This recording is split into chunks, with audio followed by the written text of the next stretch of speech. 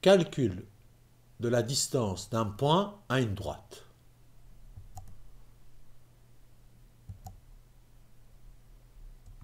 Une droite D1 nous est donnée par son équation y égale moins 3x plus 5.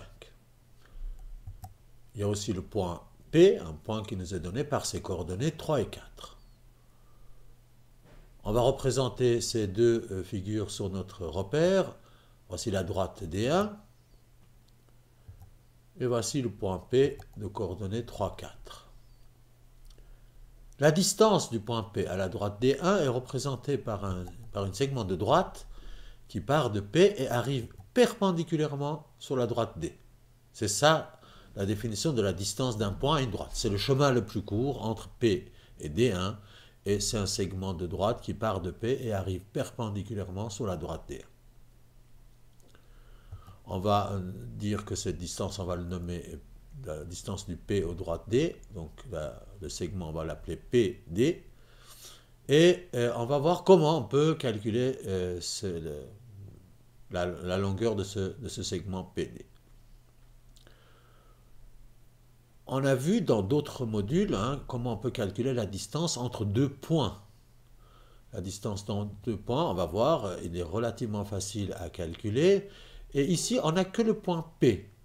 Il nous manque les coordonnées du point qui serait sur la droite D1 qui correspond à l'autre bout de ce segment PD. On va appeler ce point Q. Donc le segment PQ correspond à la longueur qu'on veut chercher. Comment on va déterminer les coordonnées de ce point Q? C'est ça la première étape de notre problème qu'on doit résoudre.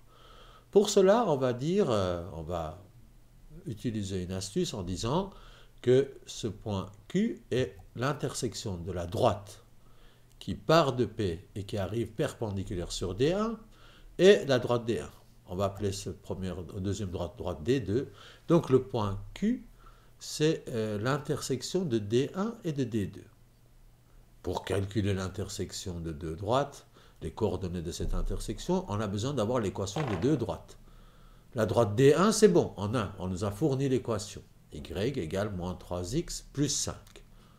Donc il faut qu'on détermine l'équation de la droite D2. Et pour trouver l'équation d'une droite, on commence habituellement par déterminer sa pente. Quelle est la pente de cette droite D2? Dans un module séparé aussi, on a expliqué comment trouver l'équation d'une droite qui est perpendiculaire à une autre, qui passe par un point. C'est bien le cas qu'on a ici. La droite D2 est une droite qui est perpendiculaire à D1 et qui passe par P. Et la pente de deux droites perpendiculaires peut être assez facilement déterminée. Si la droite D1 est perpendiculaire à la droite D2, ça veut dire que la pente de droite D1, la pente M1, est l'inverse opposé de la pente de D2. M1 égale moins 1 sur M2. La pente de notre droite D1, dans notre exemple, est de 3. La pente, c'est le coefficient de x, quand l'équation est sous forme réduite, comme ça. Donc, la pente de notre droite D2 serait l'inverse, donc 1 sur moins 3, et opposé. Donc on enlève le signe négatif. Donc on inverse 1 sur et on change de signe.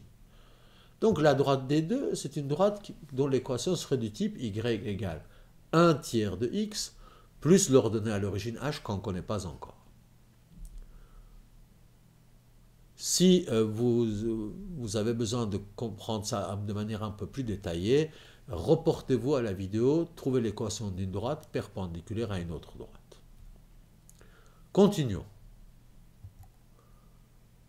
Il nous faut encore trouver l'ordonnée à l'origine h. Pour cela, on a besoin des coordonnées d'un point qui soit sur la droite. Ici, le point P, c'est la seule qu'on connaît qui est sur la droite des deux, et dont les coordonnées sont de 3 et 4. On va pouvoir remplacer dans l'équation de D2 qui n'est pas complète, les valeurs de x et de y par les x et y, les coordonnées du point P.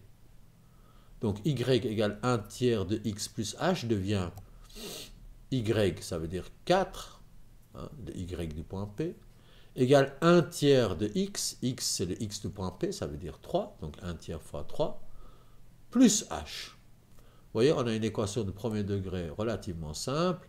4 égale 1 tiers fois 3, ça veut dire 3 tiers, ça veut dire 1, plus h, ce qui fait que h vaut 3. Voilà, on a trouvé l'équation de la droite D2, y égale 1 tiers de x plus 3. Rappelez-vous, on a cherché l'équation de D2 parce qu'on voulait trouver l'intersection de D1 et de D2.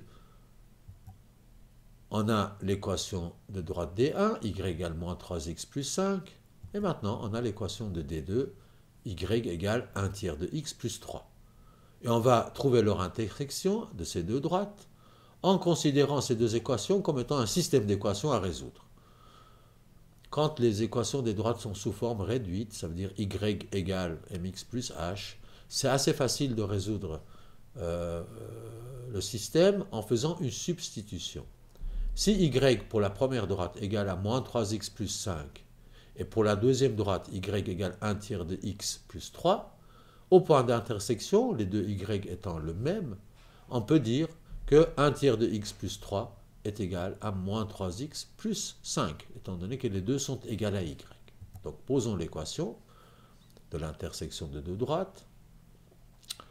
Et maintenant, il suffit de résoudre cette équation pour qu'on puisse déterminer le x de notre point d'intersection. Ce x qui est là, cet inconnu x, c'est le x du point Q. Alors, je vous propose qu'on multiplie tous les termes de cette équation par 3 pour se débarrasser de ce 1 tiers de x. Je suis comme vous, je n'aime pas tellement les fractions dans les équations. Alors, si on multiplie tout par 3, le premier terme, 1 tiers de x fois 3, ça devient 3 tiers de x, ça veut dire 1x. Donc, on écrit x, plus 3 fois 3, 9, égale moins 3 fois 3, moins 9, plus 3 fois 5, 15. Voilà l'équation en se débarrassant de cette première fraction. Là, c'est une équation de premier degré avec une inconnue. J'espère que vous savez comment résoudre ça. On met tous les inconnus d'un côté, tous les termes, tous les nombres déterminés de l'autre, et on obtient une valeur pour x qui est égale à 3 cinquièmes. Le x du point Q est de 3 cinquièmes, ce qui semble jouer sur notre graphe. On voit c'est à peu près à 0, quelque chose. Voilà le x de notre point d'intersection. Attention, il nous faut aussi le y. Pour trouver le y du point d'intersection, on a le choix. Soit on prend l'équation de droite D1, soit D2. On prend le plus simple. Et dans ce cas-là, ce sera le droite D1. Et on va remplacer le x par la valeur qu'on a trouvée. Ainsi, y sera égal à moins 3 fois le x, moins 3 fois 3 cinquièmes, plus 5, ce qui nous donne 16 cinquièmes. Voilà, on a trouvé les coordonnées du point Q, 3 cinquièmes et 16 cinquièmes. De nouveau, rappelez-vous quand on cherchait les coordonnées du point Q pour pouvoir trouver la distance entre P et Q. Donc, on va effacer ce qu'on a fait. On a le point P qui était fourni et on vient de trouver les coordonnées du point Q.